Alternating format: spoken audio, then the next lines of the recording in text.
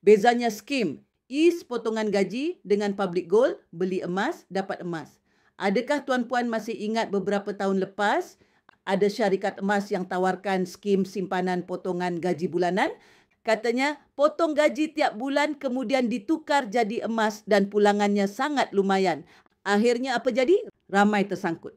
Ramai tak tahu punca utama skim itu gagal ialah kerana janji pulangan lumayan yang tidak realistik.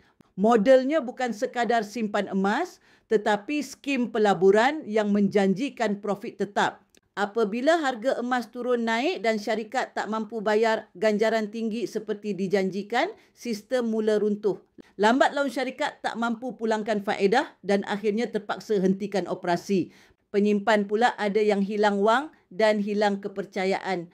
Public Gold pula langsung tidak beroperasi seperti itu. Public Gold berkonsepkan beli emas, dapat emas, tiada janji pulangan. Tiada profit tetap. Tiada skim pelaburan. Tuan-puan beli 1 gram, tuan-puan dapat 1 gram. Tuan-puan simpan sendiri, pegang sendiri atau simpan dalam Ar-Rahnu atau GAP. Emas itu milik tuan-puan sepenuhnya, bukan hutang syarikat untuk dibayar semula kemudian. Public Gold juga tidak menawarkan skim potongan gaji dengan pulangan lumayan.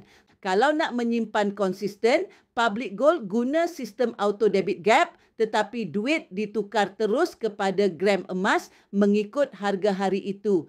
Tiada janji pulangan, hanya simpanan emas fizikal sebenar. Bezanya sangat jelas.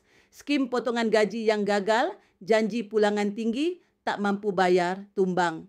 Public Gold hanya jual emas sebenar, bukan jual janji pulangan. Itulah sebab lebih 2 juta penyimpan memilih Public Gold kerana modelnya telus ikut syariah dan paling penting, emas itu terus jadi milik tuan-puan, bukan milik syarikat.